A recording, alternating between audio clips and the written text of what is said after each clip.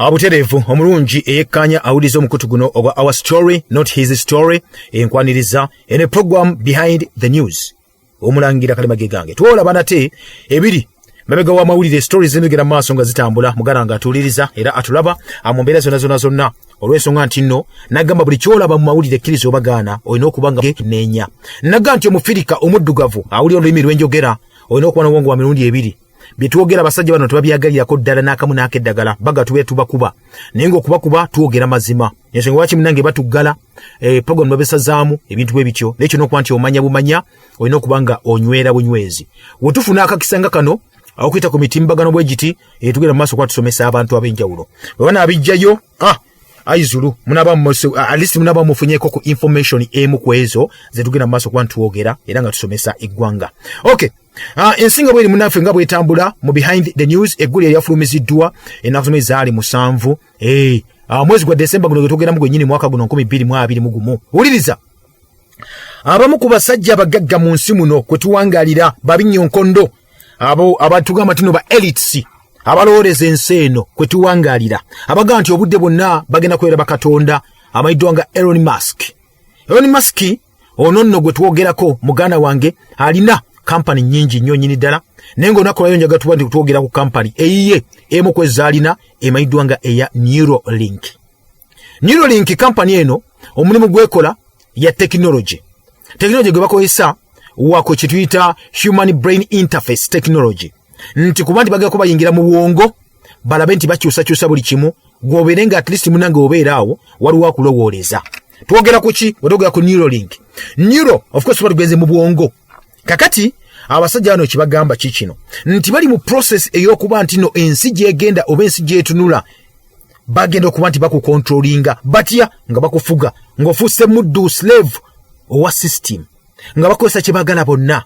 bana bakituukiriza batya muganda wange bakitula nti omuntu ebyaddala nga wokimanyi nti omuntu omugagga tafugika wabula omwavu yafugika kubanga bajja kugamba buli kimu otakola kino terujja kuwa mmere yakulya tojja kufuna ssente kakye bakola naga tulina okuba tukukwata tukontroling empolampola batya bagenda kuba bakikola batya wuliriza mugande kalira katutandise obudde buno bwennyini omusajja Elon Musk ono gwe gambye co-founder owa human brain interface technology amayiddwa nga Neuralink avudde n'agamba nti no kampani ye egenda mu maaso okuba nti obudde bwonna wetunatukira omwaka ogujja 2022 kiriza obagaana nga batandise okuba nti bakola kye bayita computer chips sikuzikola bati bazikola dda batiwuliriza baga kutandika okukola kye bayita implanting computer chips into human patients nti bagenda chips zo zibakola eza computer bwetugamba chip muganda wange sizeno zetulya ez'obumonde nedda twogera ku buuma obusirikitu obutinitini oba buyite bu devices obutinitini obuuma obwo ng'akuuma ako bakakuyamba oba kayamba ekintu kyonna okuba nkaliko ebiragiro ebakateekamu nga ekintu kibakateekamu kijja kutambulira ku biragiro bene bye bana bataddemu kabira programmed chipu kabakuuma nga wolaba akatugamba akanusu akatini nga kalimu wires cables entini ensirikitu zorosobola kulaba na maaso nga kuliko instructions oba ebiragiro nga ekyokulabirako kikino muganda wange mpuliriza nga bw'oddira essaawa yo n'ogisaako oba essimu n'osaako alarm nti wetuuka ssaawa bwezi kyeberengesa okuba nti ekuba evuga obeere ng'owulira kakati munda omwo alamu emweri mubeeramu chipu eso okubanga wakati chipu eyo oseewa nga bw'ogiraba oti ogiprogramminga n'oginyiga n'ebeera nga byonna byonyiza ebigenzeemu ebisitowalinze obudde butuuka bw'ogigambye neekuba omulanga n'olekamu n'akadeko oyagala kyekimu n'amasimu gamwe ge mukozesa nja kuteekamu kye bayita ringtone eyo kasi ogiteeka mu ssimu bw'oti essimu eyo ebiragiro ebyo bigenda ku chipu eri byewandiikako ku chipu eri byotaddemu nti obudde butuuka bwe buti essimu yange ekube oba ebeereko alamu ekyo kibe nga kiwedde so kye bayita ekyo chipu eyo nti bateekako kubeeramu wires obusirikitu obutambuza amasannyalaze n'ebiragiro okola ekyo kye bugambiddwa okuba nti bukola kati nga computers bw'oziraba enkulaze kati eky'essimu nizine ku computers zino zina kye tuyita motherboard kina kiyita olusaniya oluliko boards switch ezenjawulo boards obwenjawulo zitambuza amasanyalaze nti bw'obeera wano gwe n'otayipinga bw'otayipinga leeta n'onyiga leeta A yeewandiika eri ku board n'ojja wano ku screening ezze ku interface wano n'emirangeze bulungi nnyo nti ky'owandiika kyekola bw'ogamba savinga n'osavinga bw'ogamba deletinga n'ebideletinga byonna byonna kati ekyo programming eyo eri mu computer nti delete kitegeeza ku deletinga kuzza megalo deletinga backspace enter nti obuuse bino nebyo information eyo data enoyo awandiikibwa wali kirita chip eyo. Tugenze ku IDs identity cards ezenjawulo. ID ya mweze mwina kati obudde buno teziri biometric eyizo obutasomebwa naye ndowooza abagenze ku university oba mulimu amasomero kati agayina kibiyita IDs nga zirina chip eyo mwata kozifuna ndowooza wano mu Uganda mu mwaka gwa 2025 zino eziriwo nga ziweddeko kuba papa process yo bayipapiramu ya digital migration kubanga akakwate kali nti kufuna ID ezi biometric sachi basoko ni baba fuga bulungi nnyo nga temwina we muddukira chip eyo basako buli kimwe kikwatako ngabona ba flash disk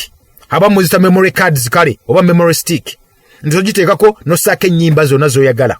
oba no sako information yajo yagala ndio so gitambuza no gitwala kuva ku point A no gitwala mu kyale waffe no leka mu radio yo oba mu simu no wiza music no wiza program zino zo wali codinzeko no zuyanga nazi ogedde no basoko ngozi ulira no gize mabega no kolaki kati okontrolinga chip eyo okontrolinga memory card eyo kati memory card eyo gitwale nti chip tuli Fernando oza kakati kiche ngamba ntino jetugenda maaso mbya kwa mutambo yamwe ku chips sibatisa ganoge mazima ekisoka kikino mugana kufuna IDs eziri biometric mu 2025 zinonga ziweddewo project empya enejja kubanga bwe kigenda okuba kibeera nti lwaki endaga muntu egenda kubanga ekulaga nti bwogiteka mu kyuma bwoti nga bwogenda ku ATM card ATM card zezo bana bayina sente ku card oba westali bweki abafuna sente ogenda mu kyuma ateka mu card yo card ne ekyuma nikisoma buli kimwe kiri ku card eyo ne kikubuza ebuzo noddamu ebuzo sezo yagawo kuba nti ojjako ne bazijjako nojja mu card yo kadi information ikwatako yonna ne muwene gwesere golina erika chip akakali mu card gyolabe eyo ATM card kati nezino cards zetuina kati zibatukuba zibatuwa endaga muntu kuwaliwo walaga baka chip wako n'ogwadde tekakola tekana kubeera biometric yo project ndala sente ndatujja ziri azijja kuba zijjezo ndala ninga tezijja kubanga iyo process wecho webera nga tugenda mu kibita digital migration kakati mugana wange national identity cards zemukutezo wekijja okubeera bwe kityo nti bagenda kutuuka ekiseera nga bagamba nti olina okuba chip gye bagakuba nti bakuwa card nga mulimu ka chip ako chip eyo gikwata bajja gikwata balekemu information yo nti gwani Omulangira Kalema bakuzaalawa tata oyani mama oyani nga boyo byobwadde byonna walinga bajjuza mu ndaga muntu information yonna ejja kubanga bagitereka nga bagitereka mu ka chip ako then ekirala tebakoma ku ekyo bajja kugenda nate kalugambe mu malwaliro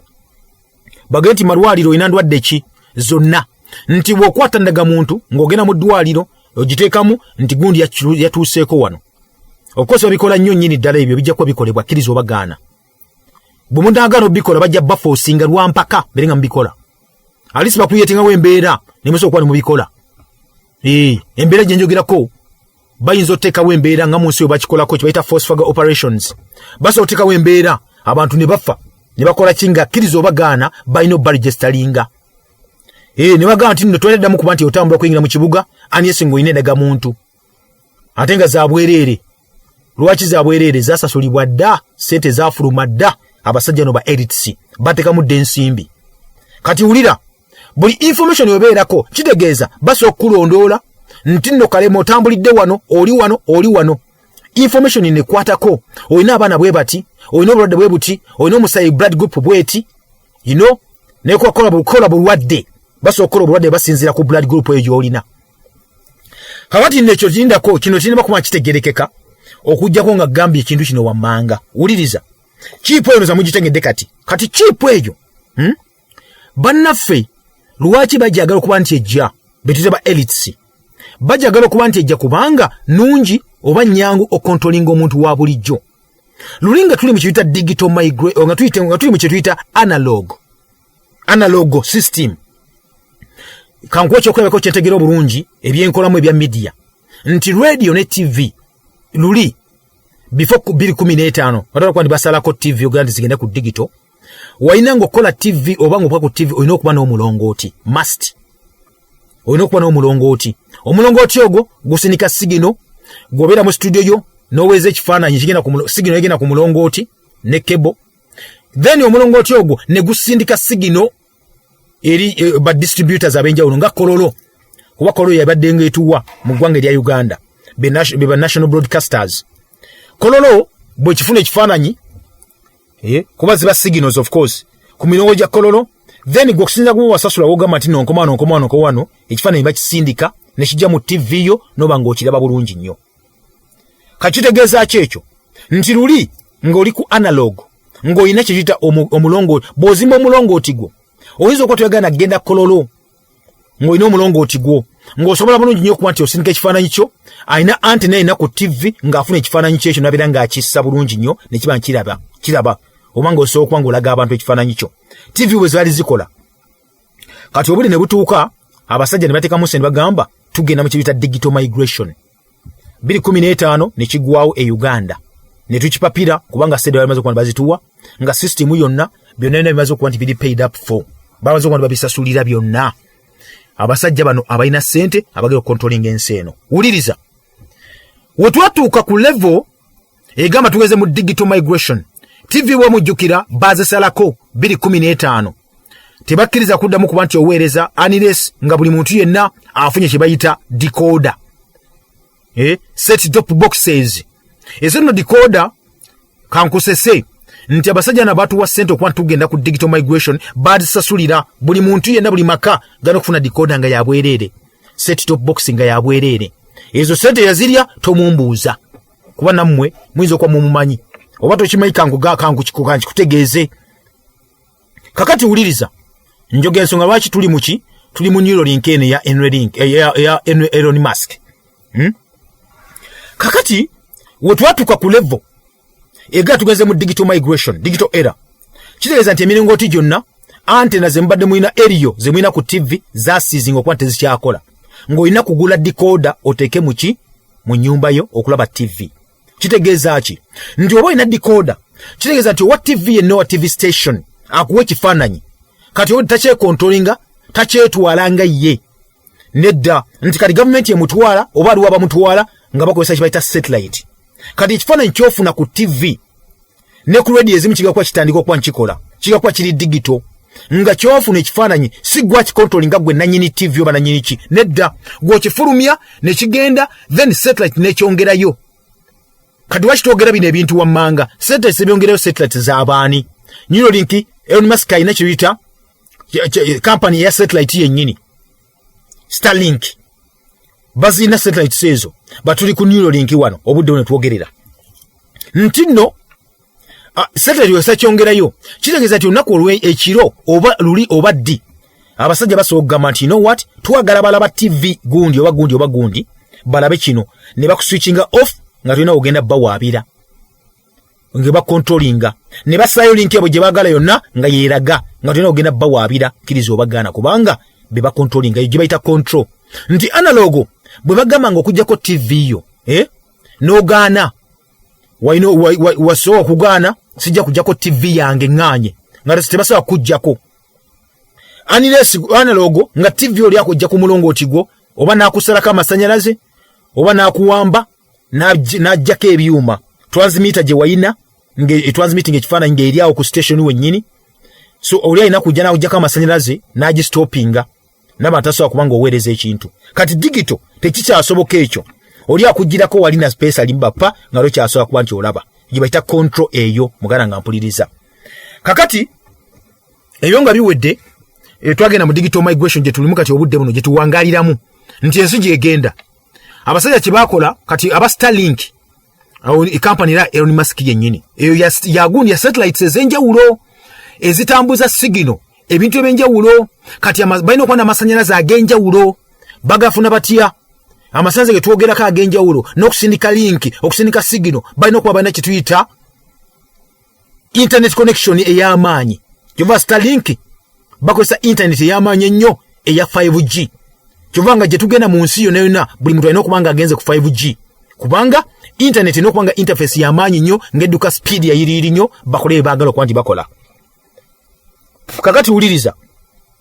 lwaki byonna mbigamba nkuwa just background ey'omusajja ono kyakozimaiddwa nga ekya Neuralink kibali mu kuba nti bateesa okuba nti bakolako omwaka ogujja abantu babeere nga balina chips ezibateekeddwamu kati byonna byegamba byebyo nti nno nga TV bw'ogiraba oba endagamoto zammwe ziwuge okuba nti zitambula amasimu gammwe nga lwa agakontrolinga nga simmwe mugainako obwannannyini temuyinako aida temuyinako komo ng'oli asobola okugamba nti nno kati nkuweereza video bweti nga lusobola gijjamu osobola gideliitinga bati nga batayagadde esobola okubeera mukkiriza oba gaana kuba yakontrolinga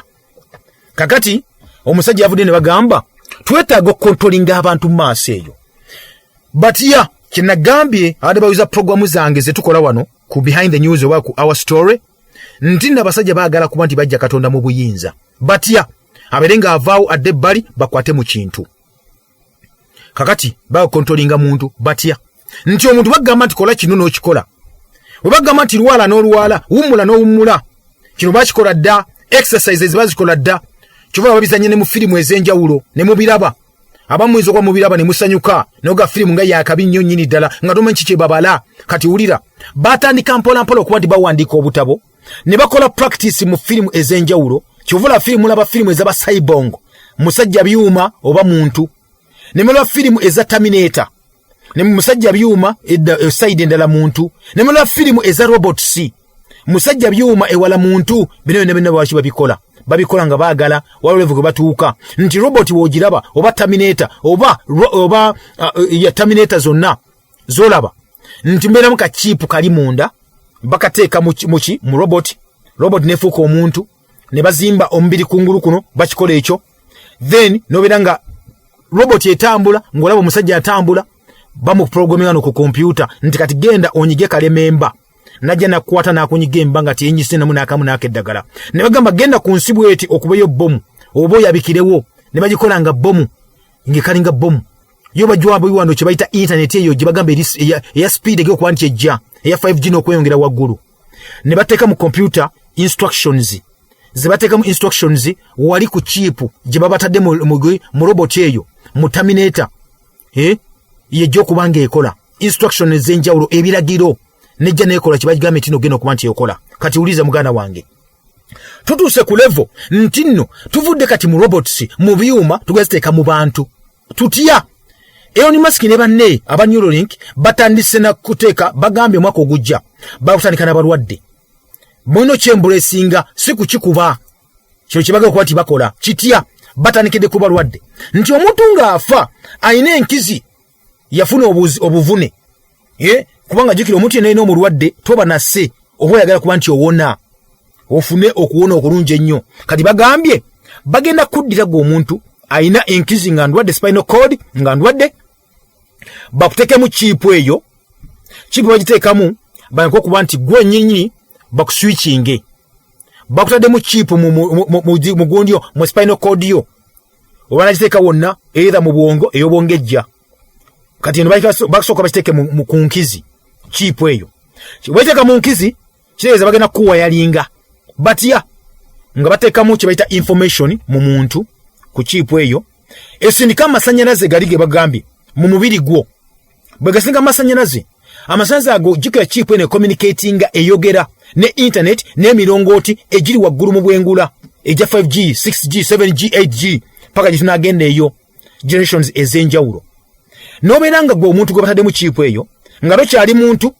tokyategeera waliwo akutegeerera kompyuta ekutegeerera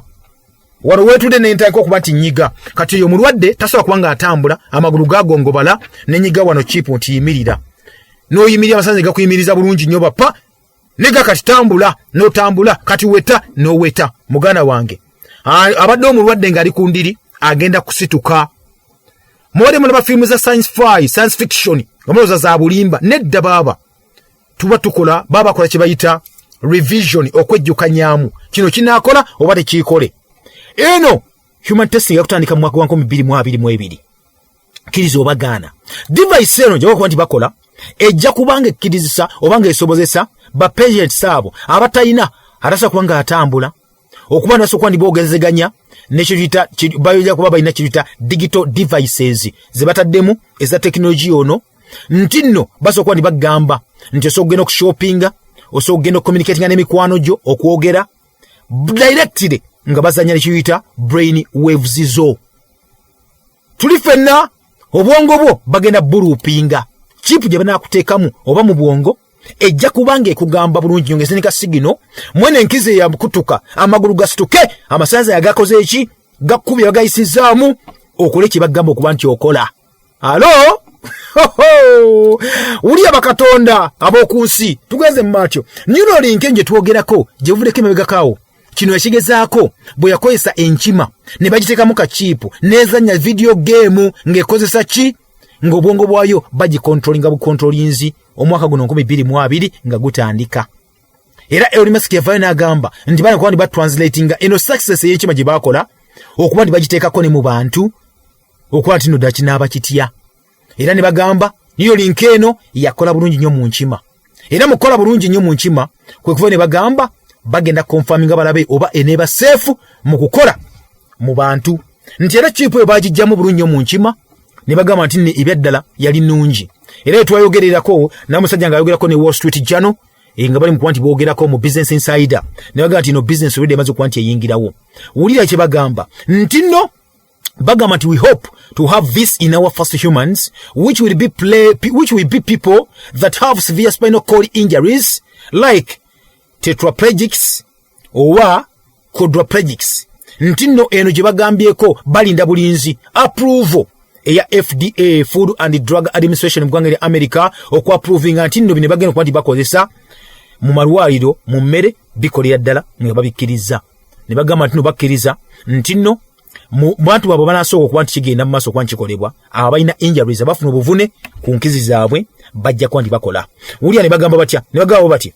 the chip works by implanting electrodes into the region of the brain that controls voluntary movement, which then connect to a larger array called the link, which can process, stimulate, and transmit neurosignals.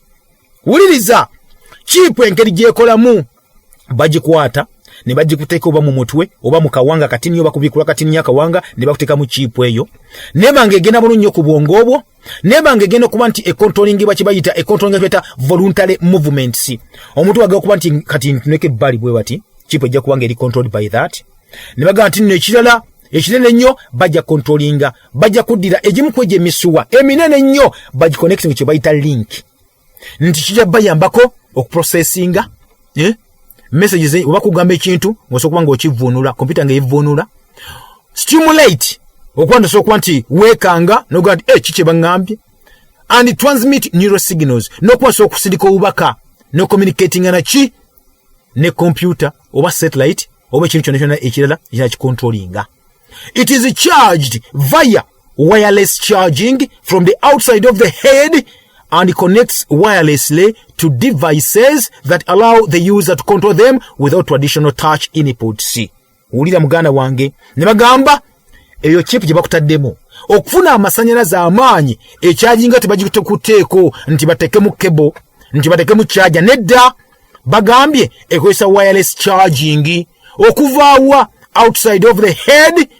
okuva ebweru w'omutwe gwo era nga baconnectinga wirelessly ne devices ez'enjawulo ze bana bakozesa nga togikutte nako. Muganda wange wuliriza ekitegeeza oba nakuteeka mu chipu eyo mutwe gwo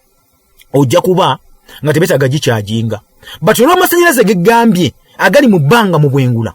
ate agakozesa kirita internet eri ku speed ey'amaanyi ennyo eya 5G n'okugenda waggulu yakozesa okuba nti bakyajinga device eno oba chipu eno yo nekola omulimu nange ogwakabi nga tewali n'omu agikutteko wamu kyoba nti agenda kukyajinga. Neuralink claims that the electrode system is so fine. Mbwigamba nti no bagenda okuba nti bakola biri okay tebina tabbu n'akamu. Human hands cannot implant them. Omuntu wa bulijjo tajja kubanga asooka okuteekamu kachipu ako and they are also, and so they are developing a robot system to insert the technology exactly where it needs to be. Nti obudde buno bali mukwani bakola kibaita robot system egenda okubanga yefuna ka technology yako chips ezo eziko kwanza batekebwamu nga byuma ebiziteekamu si bantu buntu. Uli omusajja bwe yagambye, I think we have a chance with the Neuralink to restore full body functionality to someone who has a spinal cord injury. Meaning, I think we have a chance, and I emphasize a chance of being able to allow someone who cannot walk or use their arms to be able to walk again naturally. Elon Musk bwe yagambye nti nno akkiriza era kimanyi balina akakisa nti Neuralink eno ejja kuddamu okuba nti eyamba abantu okutambula naddala abalina kituyita abafuna injury oba obulemu ku nkizi zaabwe. Era naga nti nno alowooza nti balina akakisa n'akiddamu naga balina akakisa ak'okuddamu okusobozesa abantu okuba nti batambula bakozese amagulu gaabwe n'emikono gyabwe okuddamu nate okutambula nga bwe batambulanga okusookera ddala. Ekyo tekibadde kibi n'akamu n'akiddagala ekyokutambula kuba buli omu akyetaaga enewe omulwadde oyinza okufunya akabenje bino byonna bikola ebyo which is okay. Naye wuliriza kigenda okuba nti nkugamba nti okutambula si kibi n'akamu n'akeddagala kubanga nti balina ekibayita artificial limbs babakola amagulu ne bagabawa naye okugulu okwo gw'okutambuza gw'okukontrolinga gw'ogamba nti katimbuuke wano gw'ogamba nkole kino. Naye with Neuralink kiba kuba nti bakola bagenda kuba nti okyalina control wa mubiri gwo. Oyinza n'okubanga waliwo firimu ngyerabidde mukama mujja kunyamba muginjukize nti oyinza okubanga ekintu ofudde bakubye amasasi okuteekamu Neuralink eno chipu eno basobola okuzza engulu bulungi nnyo n'otambula naye nga bakozesa buli kimu nga we baagala. Kati gwanadde engulu ng'enkizi yafa si gwojja okuba mu control yo wabula waliwo agenda okuba nti ali mu control. Ekitegeeza nti oyinza okuba nga obudde bwonna ojja kuba tokyafa nga lwo nata akukontrolinga ne bw'ofa yayasalawo nti katifa oba tofa dengulu. Ne bagamba nti nno newankubadde nga bano ba Neuralink Elon Musk yasinza okuba nti akuba nnyo kerere. Ne researchers bagambe nti nno okuva edda bali badevelopinga kibayita brain interface devices. Omwaka oguwedde 2022 omwezi gwali gwa April oba ogwokuna device emu eyakolebwa brain gate. Ne bagamba nti nno enekozesa esobesa abantu abasanyalala okukozesa okuba nti bakontrolingibwa nga bali controlled by a computer. Ne bafuna chip eyo ne bagikuteekamu oli n'abeera nga ali mu computer n'abeera nga akontrolinga obwongo bwo amaanyi go n'ebirowoozo byo byonna. Era ne bagamba results were extremely promising nti ebyavaamu byabawesa ddala essanyu. Kandi bagamba nti nno nga amasanze gano tegana kuba nti munnange bagatambuza okuba nti nno tebajja kubeerawo waya zonna, tebajja kussaako waya ku mutwe egende ku masanyalaze oba ogende ku internet. Nedda byonna bigako bya wireless nga computer yebikola. Kati BrainGate, Neuralink bane twogerako bonna bagambye besigamiza ku kirita wireless connection okumakinga sure nti obulamu bw'abantu bonna bagenda bufuula nga bwangu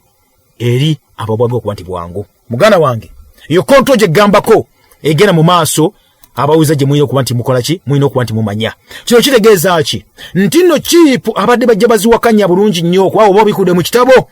ekyokubikkulirwa kiyita revelation. Bagamba batya teri aligula wadde okutunda nga talina kabonero. Abamu badde mubuuza mbu obonero ki bwe mutwogerako, obonero ki obwenkomekerero, obonero buki obulaga nti n'ensi egenda kusaanawo, obonero ki obulaga nti ensi kati obudde buno tekyali mikono gya Katonda. Omanyi okibanga kiri mikono gya Katonda sometimes okugamba nti ajja kitaasa nga kigwa, naye kiba mikono gy'omuntu kiriza obagaana newe kigwa kiba kigenda kugwira ddala. Kati obonero ki obwe twogerako mugana ng'apuliriza omuntu ajja kutuuka ekiseera takyakkiririza mu butonde nga bwe buli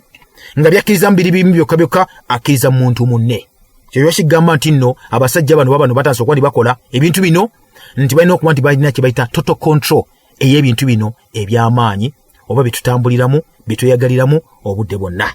Omulangira Kalema gange program behind the news